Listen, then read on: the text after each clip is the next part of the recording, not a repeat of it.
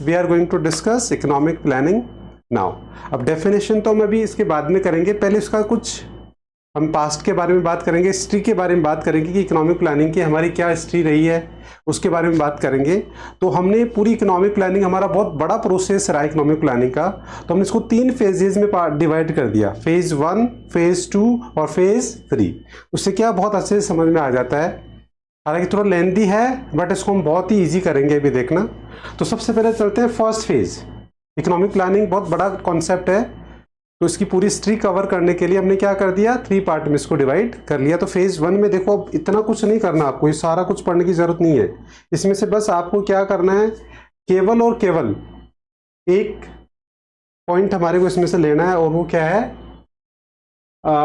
In India first systematic attempt economic planning was made in 1934, MC Visvesvaraya publish in the book planning economy. तो ये mainly हमारे को इसमें जो है ना, father of Indian economic planning.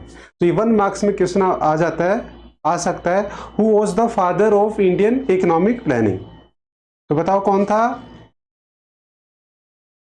Who was the father? Mister Visvesvaraya. ठीक है। और हमारी प्लानिंग कब से स्टार्ट हो गई थी, 1934। बस इससे ज़्यादा इसमें और कुछ भी नहीं है, बस नॉलेज के लिए आप पढ़ लेना, बाकी और इसमें आप लोगों को कुछ भी नहीं करना है। ये तो मैंने बस ऐसे नॉलेज के लिए, रेफरेंस के लिए डाल दिया है। तो आपको इतना बर्डन नहीं लेना कि ये सारा पढ़ना है, याद करना है। बस आपको 2 चीज़ों पे ध्यान देना है कि फादर कौन थे, हु वाज द फादर, और कब से हमारा प्रोसेस ये स्टार्ट हो गया था। आई होप यहाँ इसके बस इनको अंडरलाइन कर लो, दोनों को, फादर वाले को हो ही रखा है, और 1934 वॉज क्या था, अटेम्प्ट, फर्स्ट अटेम्प्ट कब स्टार्ट हुआ, 1934 से। बताइए क्लियर है क्या? फर्स्ट फेज में बस इतना सा करना है अपन को, ठीक है? Yes sir. नाउ अब चलते हैं सेकंड फेज। जो मैं बता रहा हूँ बस उतना ही करना है, बाकी सब मैंने लिखा है केवल इसलिए ताकि वो बैकग्राउंड के लिए आपको एक्स्ट्रा पढ़ना हो तो ठीक है, अदरवाइज ये भी मैं ऐड ऑन करके चल रहा हूँ। ये भी कोई अभी तक एग्जाम में वैसे आया नहीं, बट फिर भी हम रिस्क नहीं ले सकते, ये आ सकता है। नाउ उसके बाद देखिए, ये तो एग्जाम में आया हुआ है कि आर्किटेक्ट ऑफ, इसमें जो मेनली आपको ये एक पॉइंट याद करना है, वो क्या करना है, who was the architect of Indian planning. तो फादर अलग थे और आर्किटेक्ट अलग थे। तो who was the architect of the economic planning, तो Mahalanobis, the architect of Indian planning Mahalanobis. तो बस ये याद रखना है, PC मेलानोबिस, जो कौन थे, the architect of Indian planning. तो ये क्वेश्चन तो आप स्कैनर में देखना, इसका जब मैं आपको स्कैनर दूंगा, CBSE का जो क्वेश्चन बैंक दूंगा, तो उसके अंदर ही क्वेश्चन आया हुआ है कि who was the father of, sorry who was the architect of Indian planning. तो उसमें ऑप्शंस दे रखे हैं, तो उसमें आंसर क्या आएगा, PC मेलानोबिस। तो एक तो ये पॉइंट याद रखना है। उसके बाद ये बाकी सारी हिस्ट्री इसके बारे में पढ़ना नहीं पढ़ना कोई जरूरी नहीं है ना। उसके बाद इसमें ये planning commission, when was establish, which is very important again, ये 1 मार्क्स में क्वेश्चन आ जाता है कि when was planning commission establish. तो बताओ कब हुआ था, 1950, ये डेट भी जरूरी है। और who was the first chairperson, तो चेयरपर्सन कौन थे उसके, वैसे देखो चेयरपर्सन होता कौन है, प्राइम मिनिस्टर। तो फर्स्ट चेयरपर्सन कौन था, फर्स्ट हमारा प्राइम मिनिस्टर कौन थे, पंडित जवाहरलाल नेहरू। तो बस इस सेकंड फेज में आपको इतना सा करना है, तो आपको ज़्यादा टेंशन नहीं लेनी। 1 मार्क्स के पॉइंट ऑफ व्यू से ही क्वेश्चंस आने की पॉसिबिलिटीज रहती है, तो हम ऐड ऑन करके चल रहे हैं। तो सेकंड फेज में आपको बस 2 चीज़ें याद रखनी, बताओ क्या क्या। सर एक तो फादर और architect and planning commission. And planning commission, when was establish और who was the first chairperson, 1950। ठीक है, ये ध्यान रखना। बस ये सेकंड फेज में आपको ये करना है। अब इसका थर्ड फेज इंपॉर्टेंट है, थर्ड फेज हमारे लिए इंपॉर्टेंट है। तो थर्ड फेज के अंदर हमारे को एक पूरा शॉर्ट नोट तैयार करना है, और वो है नीति आयोग। और मेरे को जहाँ तक पता है, जो ह्यूमैनिटीज वाले बच्चे हैं ना, इनके साथ पॉलिटिकल साइंस में या आई डोंट नो हिस्ट्री के अंदर ये नीति आयोग है, आपके सिलेबस में है सर इस यस सर, पहले आ रखा है और अभी भी होगा, पॉलिटिकल साइंस में आ रखा है। तो देखिए ये नीति आयोग जो है वो, अब इस पे अपन को एक शॉर्ट नोट्स तैयार करना है पूरा। तो सबसे पहले तो नीति आयोग के कुछ 1 मार्क्स के क्वेश्चंस की देखेंगे कि इस पे क्या क्या 1 मार्क्स के क्वेश्चन बन सकते हैं। तो नीति आयोग पे पहले 1 मार्क्स के क्वेश्चन को तैयार करेंगे, उसके बाद में इस पे एक शॉर्ट नोट्स हम तैयार करेंगे, तो मैं सारा बताऊंगा कैसे करना है। तो देखिए सबसे पहले ये प्लानिंग कमीशन का तो हमने देख लिया कि मार्च 1950 में आ गया था। अब उसको किसने रिप्लेस किया? नीति आयोग ने। तो when was replaced planning commission by the नीति आयोग, तो कब हुआ? ये डेट बहुत जरूरी है, 1 जनवरी 2015। 1 जनवरी 2015 में प्लानिंग कमीशन को किसने रिप्लेस कर दिया? नीति आयोग ने। और नीति आयोग स्टैंड फॉर, इसका फुल फॉर्म भी बहुत जरूरी है, NITI which stand for national institute for transforming India. तो नीति का full form, then when was it replaced planning commission, ये दो के 1 मार्क्स में क्वेश्चन आ सकते हैं। देन उसके बाद में अब जो द आयोग will also chaired by the prime minister, तो जैसे प्लानिंग कमीशन का चेयरपर्सन कौन होता है? Prime minister. वैसे नीति आयोग का चेयरपर्सन भी कौन है? Prime minister. तो अभी प्रेजेंट में ये बस ये आएगा कि प्रेजेंट में जो है अगर जब ये इस्टेब्लिश हुआ तब भी कौन था? मतलब 2000 अगर 1 जनवरी 2015 में इस्टेब्लिश हुआ तो who was the first chairperson of planning NITI Aayog? Narendra Modi ji. Narendra Modi. Yes sir, अभी भी कौन है? नरेंद्र मोदी जी। और अभी 4 जून के बाद नरेंद्र मोदी। 4 जून के बाद कौन होगा वो देख लेंगे अपन, है ना? तो मोदी जी होंगे वैसे, है ना? तो कुल मिला के बात ये है कि ये हमारा एक लेटेस्ट क्वेश्चन भी हो गया कि भाई फर्स्ट भी वही है अभी तक तो, और अभी प्रेजेंट वही है। तो नीति आयोग में तो फर्स्ट भी वही है और अभी प्रेजेंट भी वही है मोदी जी, तो वो हो गया। अब उसके बाद में इसमें जो मेन आपको देखना है वो आगे और क्या करना है। अच्छा, इसके अंदर देखो इसका ऑब्जेक्टिव बता रखा है यहाँ, दिस आयोग विल ऑल्सो चेयर, वही हो गया। It was though the planning commission was relevant to command economic structure but not any longer India diversified economy the government aim, ये रहा। तो बस मेनली आपको एक लाइन, इसको एक लाइन को अंडरलाइन कर लो आप। The government aims at transforming the development agenda of India with the help of a NITI Aayog. तो mainly what was the motive, क्या एम था उसका, तो एक ये अंडरलाइन कर लो इस लाइन को, ठीक है। उसके बाद फिर हम आगे चलते हैं। फर्स्ट वाइस चेयरपर्सन कौन था? देखिए डॉक्टर अरविंद पंगडिया है, had been appointed the first vice chairperson. भाई चेयरपर्सन तो प्राइम मिनिस्टर जी थे, vice chairperson, first vice chairperson कौन था ये अंडरलाइन कर लेना, डॉक्टर अरविंद पंगडिया, इसको अंडरलाइन कर लेना। और सर करंट को भी, हाँ नाउ करंट कौन है? Suman Bery is a current vice chairperson. अभी प्रेजेंट में जो इसके वाइस चेयरपर्सन है वो सुमन बेरी है, और फर्स्ट वाइस चेयरपर्सन थे वो डॉक्टर अरविंद पंगडिया, ठीक है। बस ये आपको ध्यान रखना है, क्लियर? तो बताओ 1 मार्क्स के लिए नीति आयोग में क्या क्या, 1 मार्क्स के लिए नीति आयोग में क्या क्या याद रखना है, स्टेप बाय स्टेप। सबसे पहले हम करेंगे इसका फुल फॉर्म। सबसे पहले आ गया फुल फॉर्म, नीति स्टैंड फॉर, ये बिल्कुल पता होना चाहिए।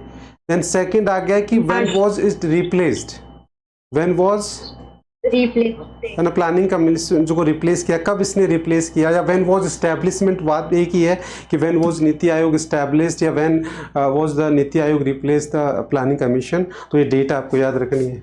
सेकंड क्या आ गया, who was the first chairperson, है, और या mainly who is the chairperson, तो प्राइम मिनिस्टर होते हैं, और फर्स्ट कौन थे? नरेंद्र मोदी जी थे।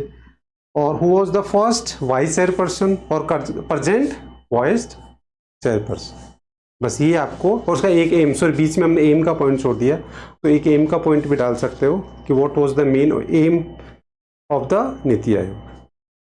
तो आपने सीक्वेंस वाइज लिख लो बच्चे साइड में। सबसे पहले full form, second replaced, third M, sorry third chairperson, fourth M, fifth keywords. बस ये कीवर्ड ही लिख लो साइड में, जिससे आपको क्या होगा, ये डिटेल पढ़नी नहीं पड़ेगी, साइड में लिख लो नोट्स में। तो अब आपको क्या होगा, कीवर्ड्स आप ये सो है ना, फिर बाद में जब डिटेल पढ़ने की जरूरत नहीं पड़ेगी, बस कीवर्ड देखोगे और उनको आप तुरंत आपको से याद आ जाएगा। तो चेयरपर्सन हो गया। देन उसके बाद में फर्स्ट वाइस चेयरपर्सन और प्रेजेंट वाइस चेयरपर्सन, बस ये कीवर्ड्स आपको याद रखने हैं। मतलब 1 मार्क्स के हिसाब से ये क्वेश्चन इसमें बन सकता है। बताओ यहाँ तक कोई डाउट है क्या? क्लियर? Yes sir. तो आप देखो हमने Yes, sir. कितना इजी कर लिया, बहुत कुछ लिखा हुआ था, बस उसको हमने क्या कर लिया, फिल्टर्ड कर लिया, जो हमें जरूरत है बस वही चाहिए हमारे को, बाकी सारी फालतू का हमें पढ़ना नहीं है ना। उसके बाद फिर आगे चलते हैं, main features of NITI Aayog, ठीक है ना। ये इंपॉर्टेंट है, this is very very important. So for the short notes, main features of NITI Aayog. Features में भी बच्चे देखो, यहाँ मैंने कीवर्ड, सारे फीचर्स के कीवर्ड मार्क कर रखे हैं। सबसे पहला कीवर्ड है इंटीग्रेटेड, सेकंड क्या है बॉटम अप अप्रोच, थर्ड क्या है stake holder, fourth team India, और फिर क्या है कोऑपरेटिव फेडरलिज्म। इंटीग्रेटेड वर्ड, तो इंटीग्रेटेड का मतलब थोड़ा सा मैं बैकग्राउंड डिस्कस कर लेता हूँ। कि प्लानिंग कमीशन और नीति आयोग क्यों जरूरत पड़ी, तो वैसे सारे पॉइंट की वजह से जरूरत पड़ी। बेसिकली प्लानिंग कमीशन था वो थंब रूल था, मतलब वहाँ क्या होता था बेसिकली, जो सारे डिसीजंस होते थे वो कैसे होते थे कि हमने प्लान बना लिए एंड देन उसको क्या करना था, इम्प्लीमेंट करना होता था। तो एक तरीके से वो क्या था, बॉटम अप अप्रोच था। क्या था ये, तो sorry top down approach. Planning commission क्या था, टॉप डाउन अप्रोच था। मतलब टॉप डाउन मतलब plans and everything is decided, now every state have to implement all the planning as per the guided by the economic planning। But आप जानते हो कि India जैसी कंट्री में, कितना बड़ा कंट्री है इंडिया, डाइवर्सिटी बहुत ज़्यादा है, तो क्या आपको लगता है कि एक कॉमन प्लान या एक यूनिफॉर्म प्लान क्या पूरे इंडिया के लिए सुटेबल हो सकता है, यस और नो? No, sir. नहीं हो सकता। क्यों? क्योंकि सबका अपना अपना अलग अलग क्या है, एक लिमिटेशन है, सबकी अपनी अपनी एक प्रॉब्लम्स हैं। तो इसलिए क्या होता है कि वो बेसिकली हम प्लान तो अच्छे बना लिए बट वो इम्प्लीमेंट ही नहीं हो पा रहे थे। क्यों? क्योंकि वो जो लोकल लेवल पे जाके, ग्राउंड लेवल पे जाके वो फेल हो जाता था, क्योंकि वो वहाँ की सिचुएशन के अकॉर्डिंग वो सुटेबल ही नहीं था। तो इस वजह से क्या हुआ कि फिर वो उसका रिजल्ट आता नहीं था, प्लानिंग बेकार हो जाती थी, और इसी वजह से अभी तक इंडिया हमारा क्या रहा, बैकवर्ड भी रहा, क्योंकि जो हमने प्लान किया वो प्रॉपर उसका रिजल्ट आया ही नहीं। तो इस वजह से हमारे को ये पूरा का पूरा क्या करना पड़ा, रिप्लेस करना पड़ा नाउ। तो रिप्लेस करते ही सबसे पहले क्या हुआ, इंटीग्रेटेड, मतलब इसमें अब क्या हुआ, केवल सेंटर डिसाइड नहीं करेगा, आप इसमें पंचायत लेवल से लेके स्टेट्स लेवल है ना, डिस्ट्रिक्ट लेवल, स्टेट लेवल, हर जगह हर लेवल का कंट्रीब्यूशन हो गया। तो इसलिए हमने कहा था कि ये इंटीग्रेटेड अप्रोच होती है। नीति आयोग में क्या होता है, इंटीग्रेटेड मतलब उसका हर लेवल पे क्या है कंट्रीब्यूशन। तो देखो इसमें बता रखा है, Aayog has to redesign the development policy keep in the view of need of nation, state and panchayat raj institution. So this will be fully integrated process, मतलब involvement of at all levels, yes और no? Hello, Yes, sir. Yes. ना अब देखिए Yes. ये bottom up approach है, जबकि planning commission क्या था, टॉप डाउन अप्रोच। ये क्या हो गया, बॉटम अप अप्रोच। तो इसका मतलब यहाँ जो है ना, सबसे पहले जो प्लानिंग स्टार्ट होगी वो कहाँ से, पंचायत लेवल से होगी, फिर उसके बाद में डिस्ट्रिक्ट, फिर स्टेट, और फिर बाकी जाके वो सेंटर में जाके डिस्कस होगी कि भाई ये प्लान बनेगा नहीं बनेगा।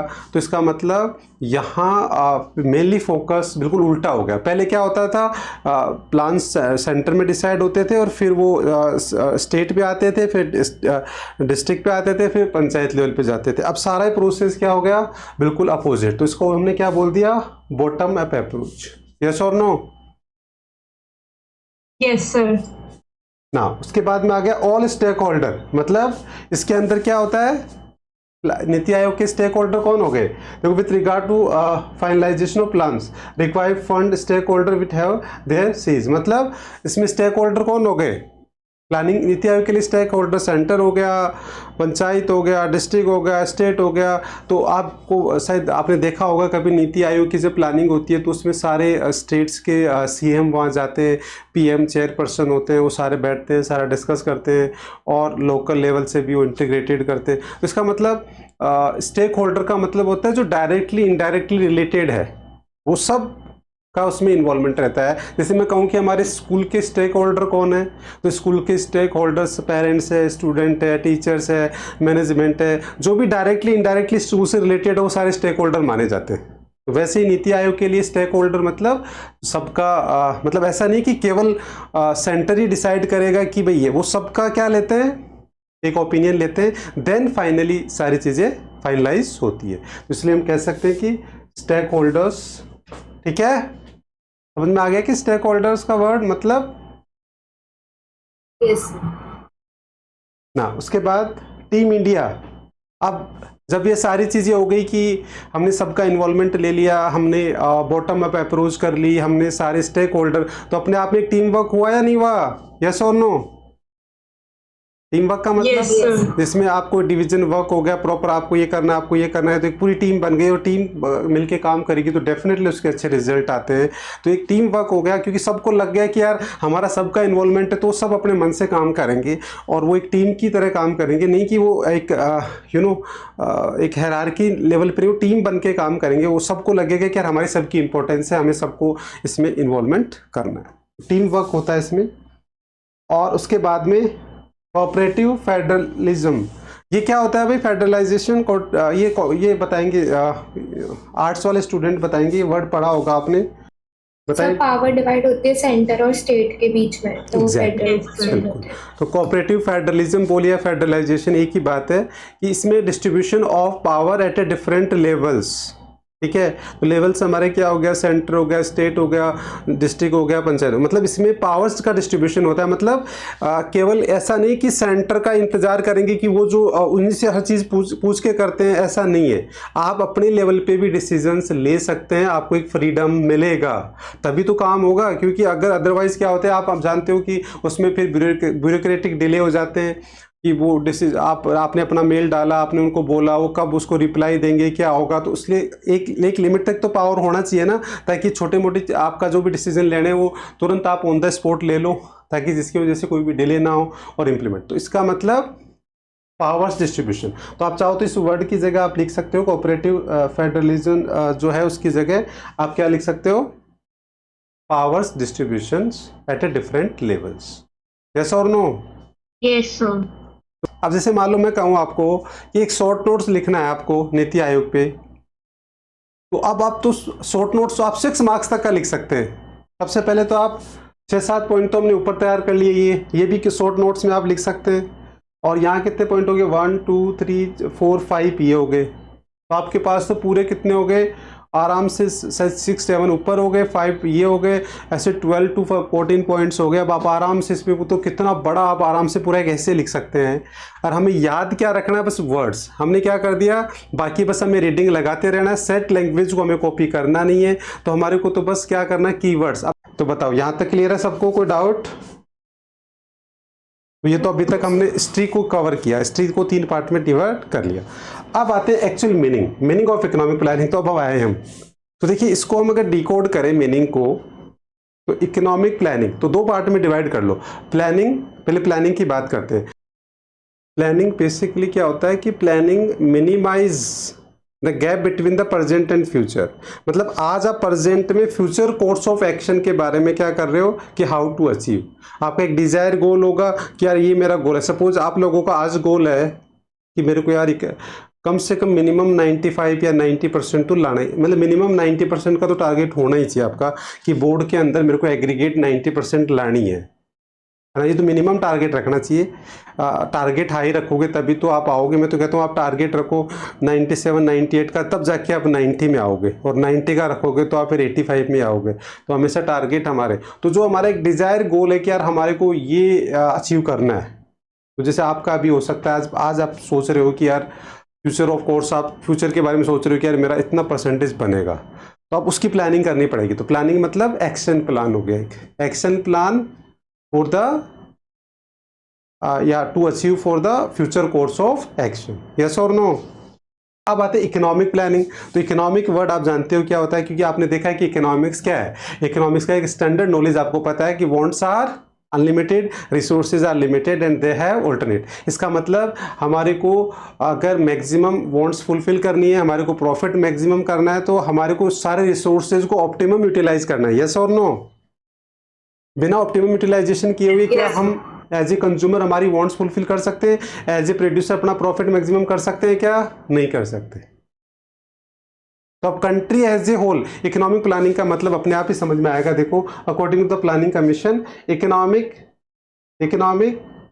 Planning means utilisation of country's resources. into different development activities in accordance with the national priorities. तो आपको पहले देखा कि हम प्रायोरिटीज़ क्यों सेट करते हैं, क्योंकि हम सारी वांट्स को फुलफिल नहीं कर सकते, because this is the standard knowledge कि wants are unlimited, resources are limited and they have alternate. तो हम सारी वांट्स को तो फुलफिल नहीं कर सकते, तो फिर हमें देखना पड़ेगा कि which one is more important than, तो उनको हमें ऑर्गेनाइज करना पड़ेगा, उनकी प्रायोरिटी सेट करनी पड़ेगी। तो उस तरीके से फिर हम क्या करेंगे, वांट्स की प्रायोरिटी सेट करनी है, फिर उनको हमारे जो रिसोर्सेज है उनको फुल यूटिलाइज करना है, और ये सब को हम क्या बोलेंगे, economic planning country as a whole. Yes और नो? आप देखो शॉर्ट में जो मैंने बताया वो भी मतलब निकल के आ रहा है कि प्लानिंग का मतलब क्या हो। प्लानिंग का मतलब, इसमें थोड़ा सा इकोनॉमिक्स का तड़का और लगा दिया। मैंने आपको क्या कहा था कि प्लानिंग मतलब action plan to achieve the future desire goal, मैंने शॉर्ट में बताया था, बस उसको इकोनॉमिक्स में उन्होंने क्या बोल दिया कि आप शॉर्ट में बोलो तो इट मीन्स यूटिलाइजेशन, अभी बाकी छोड़ो, it means utilisation of available resources. तो ये इकोनॉमिक्स के वर्ड और डाल दिया आपने। ये प्लानिंग को और भी इजी डेफिनेशन बनाओ तो आप क्या बनाओगे, इकोनॉमिक प्लानिंग मतलब it means utilisation of country's resources, ठीक है, to achieve certain pre specified economic objectives और within a time bound. तो बताओ एक वही मतलब वही निकल के आ रहा है, यस और नो? बोलो बच्चे, मीनिंग क्लियर है क्या? Yes sir. तो दोनों का मतलब सेम ही है। आप अपनी खुद की कॉमन डेफिनेशन भी बना सकते हैं और अकॉर्डिंग टू प्लानिंग कमीशंस भी। बताओ मीनिंग में कोई डाउट? बोलो बच्चे। No sir. No sir. अब उसके बाद में बच्चे क्वेश्चन आता है कि उस टाइम में हमारे को प्लानिंग की क्या जरूरत थी। देखो इसको छोड़ो, आप इसको देखना मत, अभी नोट्स में भी मत देखना आप लोग, क्योंकि जैसे मैं पूछ रहा हूँ ना वैसे वैसे बताते जाओ। क्या जरूरत पड़ी थी इकोनॉमिक प्लानिंग की? What were the reasons, necessities, importance for the economic planning after independence? आप फर्स्ट चैप्टर को याद करो कि फर्स्ट चैप्टर में क्या क्या प्रॉब्लम थी। आपने देखा कि फर्स्ट चैप्टर में इसका आंसर है। फर्स्ट चैप्टर में आपने देखा था कि हमारा एग्रीकल्चर सेक्टर वॉज बैकवर्ड, उसमें प्रॉब्लम थी, इंडस्ट्रियल सेक्टर, फॉरेन ट्रेड, सब में हमारा ब्रिटिश गवर्नमेंट ने एक्सप्लॉइट किया था, तो उस वजह से हमारे को क्या था, वो एक्सप्लॉइटेशन हुआ। तो आप सब सेक्टर के भी पॉइंट इसमें बना सकते हो कि एग्रीकल्चर को डेवलप करना था, इंडस्ट्रियल सेक्टर को हमारा जीडीपी था। इस तरीके से आप आराम से आइडिया ले सकते हैं। यस और नो? ले सकते हैं? Yes sir. तो देखो देखो यहाँ वही लिखे हुए हैं, इनमें बस पॉइंट याद करना है, डिटेल आपको नहीं करनी है। ये बस एड ऑन कर, एग्जाम के पॉइंट ऑफ से इंपॉर्टेंट नहीं है, बट फिर भी हम थोड़ा सा सेफर साइड लेके चल रहे हैं, तो इसकी डिटेल में बस रीडिंग ही लगानी है, बाकी पॉइंट याद करने आपको, बस केवल डिटेल आपको बस रीडिंग लगानी है, उसको तैयार नहीं करनी है, पॉइंट याद करने। तो देखो पॉइंट भी याद करने का मैंने आपको लॉजिक दे दिया कि सारा इसका जो पॉइंट्स है वो फर्स्ट चैप्टर से आ रहे हैं। तो देखिए सबसे पहला, टू ब्रेक द पॉवर्टी। आपको पता है कि उस टाइम में आपने ऑक्यूपेशनल स्ट्रक्चर में भी पढ़ा था, सॉरी डेमोग्राफिक स्ट्रक्चर में भी पढ़ा था कि इंडिया में मैसिव पॉवर्टी थी, तो वो पॉवर्टी थी तो उसको ख़त्म करना था, तो उसको इकोनॉमिक प्लानिंग की ज़रूरत थी, ठीक है। उसके बाद में priority to the social interest, मतलब उस टाइम में आपको पता था कि इनइक्वालिटी ज़्यादा थी, रिच और डिफरेंस, तो जो पुअर सेक्शन सोसाइटी था तो सोशल वेलफेयर करना था, वो सोशल वेलफेयर करने के लिए। देन उसके बाद में ये बाय डेफिनेशन पॉइंट आ गया। देखो इकोनॉमिक प्लानिंग का मतलब क्या होता है, fair balance between the present and future. तो प्रेजेंट और प्रेजेंट, ये तो डेफिनेशन ही होती है इकोनॉमिक प्लानिंग। इकोनॉमिक प्लानिंग का मतलब ये तो होता है कि आज हम ये सोच रहे हैं कि कल हमें क्या अचीव करना है, तो वो दोनों का बैलेंस करना था हमारे को। ऑप्टिमम यूटिलाइजेशन, ये भी डेफिनेशन से वर्ड आ गया, ठीक है। बिल्डिंग सोशल एंड इकोनॉमिक, आपने देखा था उस टाइम में हमारा इंफ्रास्ट्रक्चर बहुत वीक था। और उसके बाद में आ गया increase in the capital formation, मतलब इन्वेस्टमेंट। तो कैपिटल फॉर्मेशन का मतलब इन्वेस्टमेंट ही होता है, तो इन्वेस्टमेंट हमें बढ़ाना था क्योंकि हमारे पास एक्चुअली इन्वेस्टमेंट की प्रॉब्लम थी, ठीक है। और अदर पॉइंट्स दे रखे, तो मेनली आपको इसमें बस पॉइंट याद करने, इनको मेरे को नहीं लगता। देखो इसमें अगर हम देखें तो बेसिकली 1 और 2, ये 2 पॉइंट तो डेफिनेशन से आगे, ऑप्टिमम यूटिलाइजेशन और fair balance between the future और सोशल वेलफेयर, तो आराम से ये पॉइंट याद हो सकते हैं क्या? बताओ लॉजिक के साथ पॉइंट याद करने, नो डिटेल की बस रीडिंग लगा लेनी, ऐड ऑन करके चल रहे। आप इसको नहीं भी करोगे तो भी चल जाएगा, बट फिर भी हमारे को क्या है कि आगे क्वालिटी ऑफ आंसर लिखने के लिए या हमें एक बेसिक्स इतना तो पता होना ही चाहिए कि यार एक क्वेश्चन तो माइंड में आता ही है। जब हम इकोनॉमिक प्लानिंग पढ़ते हैं तो हमारे दिमाग में सेकंड क्वेश्चन यही आता है कि व्हाट वर द रीजंस या व्हाट वाज द इम्पोर्टेंस या नेसेसिटीज़, कि उसकी क्या ज़रूरत पड़ी हमारे को, क्यों ज़रूरत पड़ी। तो ये अपने आप में एक क्वेश्चन बनता है। तो वैसे अभी तक तो एग्जाम में आया नहीं, बट अगर मान लो कई बार आपका केवल ओपन एक तरह से वैल्यू बेस्ड क्वेश्चन भी बन सकता है ये। भाई अगर आप इसको आउट ऑफ सिलेबस नहीं बोल सकते कि आप इकोनॉमिक प्लानिंग पढ़ रहे हो, तो मैं इसलिए क्या सेफर साइड्स के लिए मैं आपको बस पॉइंट याद करवा दूं, तो उसके बाद तो डिटेल तो इनमें क्या है कि आप ओपन पे ओपिनियन बेस्ड क्वेश्चन होता है, तो ओपन एंड है ना वैल्यू बेस्ड क्वेश्चन में तो आप अपना आंसर खुद ही कुछ जो भी आंसर लिखोगे लॉजिक के साथ वो सही माना जाता है। तो ये अगर ऐसा क्वेश्चन आएगा तो बस वो वैल्यू बेस्ड क्वेश्चन आ सकता है या ओपिनियन बेस्ड क्वेश्चन आ सकता है, तो उसमें बस पॉइंट याद है तो फिर बाद में आप कुछ भी लिख दो अपने हिसाब से, वो सब सही माना जाता है। बस मेनली पॉइंट, और पॉइंट भी याद करने के लिए मैंने आपको हिंट दे दिया कि दो जगह से इसके पॉइंट बना सकते हो। एक तो फर्स्ट चैप्टर में क्या क्या प्रॉब्लम हुई थी उनको सॉल्व करने के लिए, और एक आपको पता है कि इसकी बाय डेफिनेशन से हम पॉइंट ले सकते हैं। यस और नो, हो सकता है ना ये सब? Yes. ऐसे Yes, sir. ऐसे उसके बाद में फिर एक ये और बनता है इसमें फीचर्स। अब ये फीचर्स से हमें क्या पता लगेगा? फीचर्स के पॉइंट याद करने, इसके भी पॉइंट याद करने। तो फीचर्स के पॉइंट हम याद क्यों करें?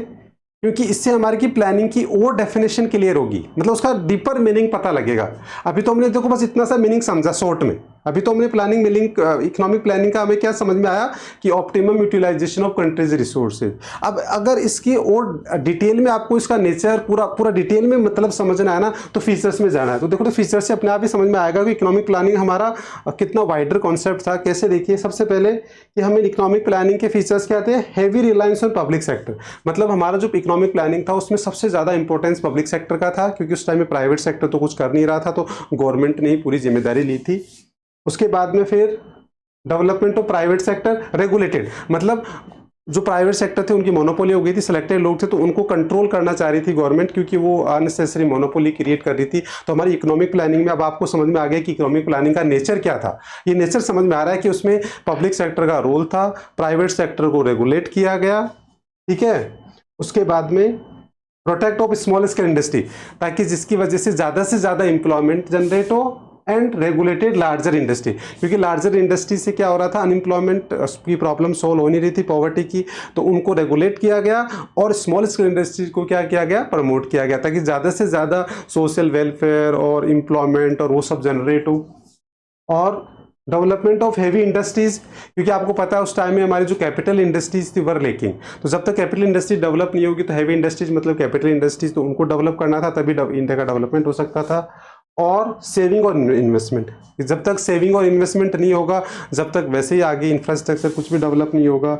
और फॉरेन कंपटीशन, क्योंकि हमारे जो थे हमारे जो प्रोड्यूसर्स थे वो इतने कैपेबल, इतनी टेक्नोलॉजी वो नहीं थी, तो हमारे को जो फॉरेन से कंपटीशन था मशीन मेड प्रोडक्ट, उसको कंट्रोल करना था, मतलब उसे प्रोटेक्ट करना था। तो हमारी प्लानिंग का मेन मोटिव था कि जो फॉरेन कंपटीशन था ना, जो ब्रिटिश गवर्नमेंट ने क्रिएट किया था कि मशीन मेड प्रोडक्ट से, और वो उसको क्या करना था? प्रोटेक्ट करना था, उसको कंपटीशन से प्रोटेक्ट करना था। किसको? जो हमारे डोमेस्टिक प्रोड्यूसर्स। और focus on the import substitution, किस पे फोकस करना था? इंपोर्ट सब्स्टिट्यूशन, मतलब हम चाहते थे कि हम इंपोर्ट ना करके वो सारा का सारा जो भी इंपोर्ट कर रहे हैं उसको डोमेस्टिक प्रोडक्शन करें, मतलब हम सारी चीज़ें डोमेस्टिकली प्रोड्यूस करना चाहते थे। क्योंकि इंडिया ने, आपको पता है ब्रिटिश गवर्नमेंट ने इंडिया को क्या बना था? डिपेंडेंट इकोनॉमी बना दिया था, सारा हम इंपोर्ट ही करते। तो अब हमारी गवर्नमेंट चाहती थी कि हम सारा ही डोमेस्टिकली प्रोड्यूस करना भी स्टार्ट करें, तो उसको बोलते हैं इंपोर्ट सब्स्टिट्यूशन, मतलब जो इंपोर्ट हम कर रहे थे उसको डोमेस्टिकली प्रोड्यूस करना, वो हम चाह रहे थे। और फॉरेन कैपिटल को हम कंट्रोल करना चाहते थे, क्योंकि फॉरेन कैपिटल आती थी तो प्रॉफिट डिविडेंड, हमारी ड्रेन्स ऑफ इंडियाज वेल्थ हो रहा था, आपने पढ़ा ही था कि फॉरेन कैपिटल इंडिया के अंदर इन्वेस्ट हो रही थी, तो उससे हमारा पैसा बाहर जा रहा था। और लास्ट में देखा सेंट्रल प्लानिंग, मतलब हम एक कंट्रोल प्लानिंग, मतलब गवर्नमेंट का रोल करके सेंट्रल प्लानिंग करना चाहते थे। तो ये इन पॉइंट्स को पढ़ने से बस आपको कुछ भी नहीं, इससे बस एक ये पता लग गया, ये कोई ज़्यादा इंपॉर्टेंट पॉइंट्स नहीं है, मतलब ये तैयार नहीं भी करोगे तो भी चल जाएगा, बट इससे एक हमारे को क्या हो रहा है ये पता लग गया। जैसे मैं आपको अभी तक ये नहीं पढ़ाता और मैं आपसे पूछता कि भाई व्हाट इज इकोनॉमिक प्लानिंग, तो आप मीनिंग तो बता देते, बट अगर मैं कहता कि थोड़ा लिटिल बिट डिटेल में बताओ कि व्हाट वाज द नेचर, क्या हमारी इकोनॉमिक प्लानिंग में क्या क्या, मतलब थोड़ा ब्रॉडली अगर मैं आपसे पूछूं कि व्हाट काइंड ऑफ नेचर, क्या उसमें फोकस किया गया, किस चीज़ पे ध्यान दिया गया, नहीं दिया गया, तो फिर आप जीरो हो जाते। बट अगर आपको थोड़ा सा पॉइंट याद है तो आप अब आराम से बता सकते हो कि उस टाइम में हमारी जो इकोनॉमिक प्लानिंग थी उसका थोड़ा डिटेल में मीनिंग आपको समझ में आ गया कि उसमें क्या क्या मेन फोकस किया गया था। क्या करेंगे पूरी साल अगर आपको बस रीडिंग भी लगा लेंगे ना इन पॉइंट को भी, तो भी देखना end of the year automatically आपको सब याद हो जाएगा, अलग से कोई बर्डन लेने की ज़रूरत नहीं है। तो इसलिए आप ऐसे मत सोचना कि इनकी हमको याद करना है डिटेल, बिल्कुल भी नहीं। बस आपको तो इनको टाइम बीइंग क्या करते रहना है, जब भी चैप्टर सेकंड पढ़ो बस इनको एक बार रीडिंग लगा लेना, ऑटोमेटिकली मैं अपने आप ही तैयार करवा दूंगा सब चीज़ें। तो आज की क्लास में हम इतना ही करेंगे।